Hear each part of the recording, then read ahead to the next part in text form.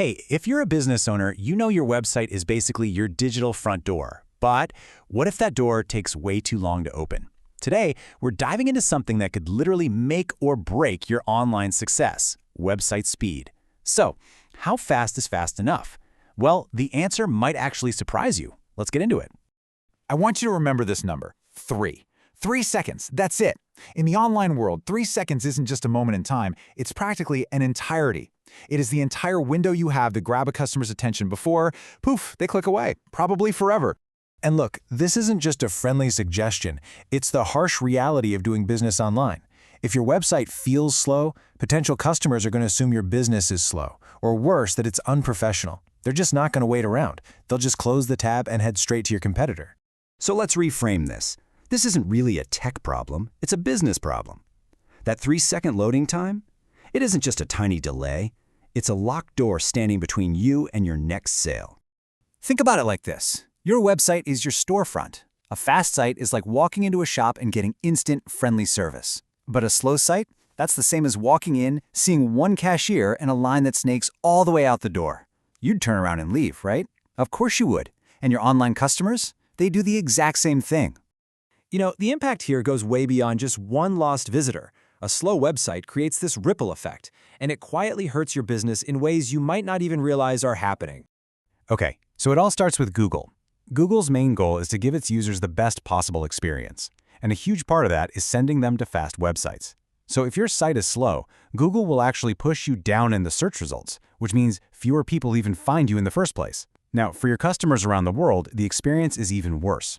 All of this leads to a high bounce rate. That's when people land on your site and leave immediately. And that bounce rate, it signals to Google that your site isn't very helpful, which, you guessed it, pushes you even further down the rankings.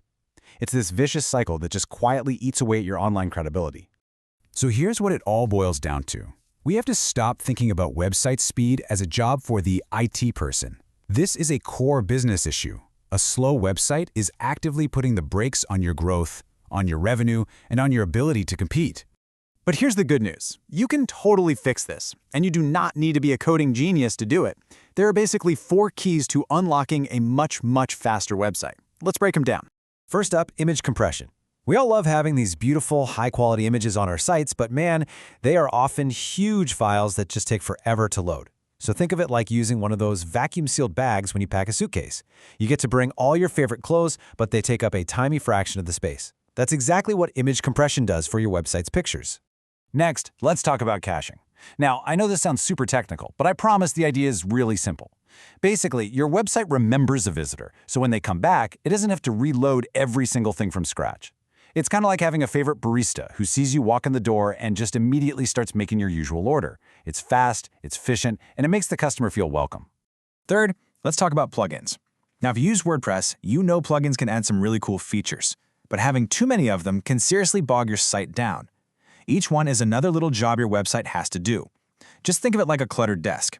The more stuff you have piled on it, the harder it is to find what you need and actually get any work done. A clean desk or, a site with only the essential plugins is just way more efficient. And finally, let's touch on something called a CDN, which stands for Content Delivery Network. This one is a total game changer, especially if you have an international audience. A CDN basically stores copies of your website on servers all over the world. So when someone from, say, Japan visits your site, they get the data from a server in Asia, not from your main server back in New York. It's like a global coffee chain having local branches everywhere, so you never have to travel far to get your cup. It's brilliant. So there you have it. This is your action plan. A simple 4-step checklist to take your site from sluggish to lightning fast. Compress your images, enable caching, clean up your plugins, and use a CDN. This right here is your roadmap to a way better user experience and, ultimately, a healthier business. And that brings us to the most important part of all of this. Because let's be honest, we're not doing this just for fun or to have a speedy website. We're doing this to make more money. Let's look at how speed connects directly to your bottom line. The data on this is just crystal clear. The faster your website is, the higher your conversion rate will be. And what's a conversion rate? It just means more visitors will actually complete a purchase, or fill out a contact form, or sign up for your newsletter. Every single millisecond you can shave off your load time isn't just a technical win, it's actual money coming directly back into your pocket. Let's just say that one more time, because it's probably the single most important takeaway from our whole conversation today. A faster website isn't just some nice-to-have feature.